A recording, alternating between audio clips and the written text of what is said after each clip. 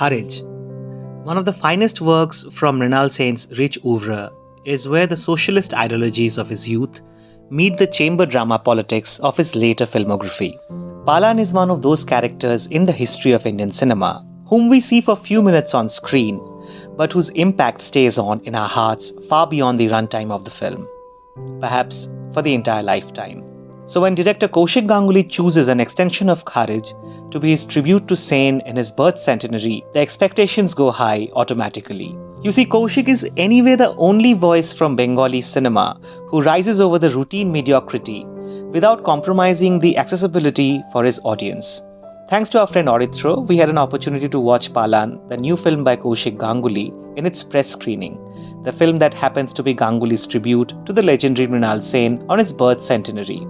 Palan is a very interesting watch, a mixed bag of emotions as we call it in our thumbnail. There is enough to like and take back from the film, but if you look at it as a tribute to Sen, perhaps it does not work much beyond the surface level. We will come back to that later. Let us discuss the positives first. Palan works as a standalone film. Kaushik creates some beautiful set pieces that stay with you. It works far better than most Bengali family dramas that are manufactured by the Bengali industry year after year. Palan achieves so just by being realistic in characterization and cutting off the pointless melodramatic fat from the screenplay. None of the characters are painted in black and white as we see in most Bengali family dramas, which feel like extension of the TV Meka serials. In Palan, the characters are all relatable. The father who stands by his old school principles but always with a bag of tantrums. The mother who represents mother figures of most Bengali households. Someone with an opinion of her own but never strong enough to override the husband or the son.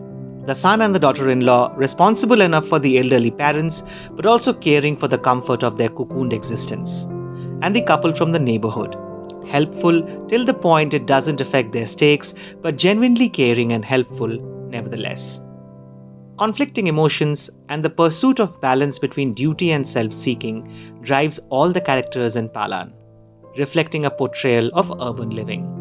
Anjan Dutt is in fine form, giving two of the finest sequences of Bengali cinema in recent times. That stare towards Mamata Sankar in the pre-interval sequence speaks volumes without a dialogue, something that Bengali mainstream cinema particularly struggles at. And then that long silence in the climax. If nothing else, Palan provides a great character and platform to perform for Anjan, one of Sen's regular collaborators, a due swan song maybe. Jishu and Paoli carry their roles well, making the characters relatable to both the past and present generation, which is no mean feat considering how these roles could have easily gone cliché. However, Srila Mujumdar, another regular Sen collaborator, doesn't get enough support from the script. She's there, but the arc never takes off.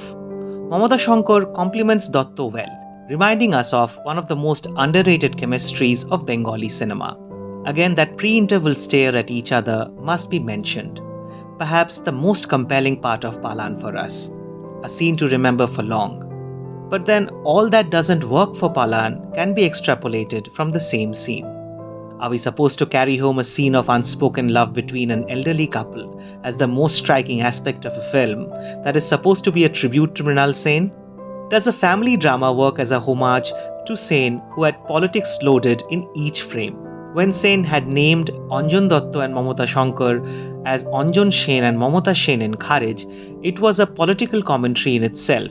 It was his reflection, thrust upon his prodigies, his characters, individuals who represent the rebels of the 70s who turned to be self-centered householders in the 80s. The same shift which is also applicable to his filmography. Social revisionist politically loaded films during the Naxal movement in Bengal and then family-oriented chamber dramas once the left front comes to power. So Kharij is no family drama. It is a social satire and a political film, like any other from Mrinal Sen. And that politics is missing in Palan. Yes, there is a overarching commentary on the dignity of life, relationships, and how the capitalist culture is taking over the city. There's Ganashokti, the Bangla daily from Bengal's Communist Party, flying around in the dilapidated mansion. But Palan doesn't deep dive enough into the prejudices of our social living and the politics of our time that we feel should have been a must to commemorate Sen and his ideas behind filmmaking. We cannot always put it on the government or capitalism conveniently. Someone like Sen would have been interested to find out where we are failing as a society and in ideologies like he did in Kharij. Palan as a film had ample opportunities to touch upon these aspects, but it shies away like any other mainstream Bengali movie. The film could have lamented on Sen's beloved Kolkata that is crumbling under the weightlessness of the near dead who refuse to run away from the refuge of the known corridors, familiar streets, and shared language. But instead it talks about one family, one man, and his idiosyncratic resistance. Kaushik deals with one decaying building that the KMC declares as an unsafe abode. What's missing is how the entire city will soon have haunted houses standing in every other neighborhood, turning Sen's Kolkata into a ghost town. The son could have questioned about the availability of deserving jobs in the city, pushing him to relocate and thus leaving the parents behind. After all, a city cannot survive on trams, food joints, festivals, and nostalgia alone. Hori, the taxi driver, could have spoken about how Ubers and Olas are hurting his daily wages, but he's limited to being just a man with a golden heart. Remember how the character of Hori was used in Kharij as a silent witness to what happens to Palan, and how by the end of the film, there are many more Horis and Palans occupying your screen. Palan misses this plurality to capture the wailing of a decaying city like the way Aditya Bikram did in Once Upon a Time in Kolkata. Instead, we have a neat and well-made family drama, one far superior to the Shibu Nandita endeavors that you will enjoy for performances, relatability, and spending a good time with family. It's just that there's not much of Mrinal Sen anywhere to find, and the video bite at the start definitely doesn't count. That is all from us today. Thank you for watching.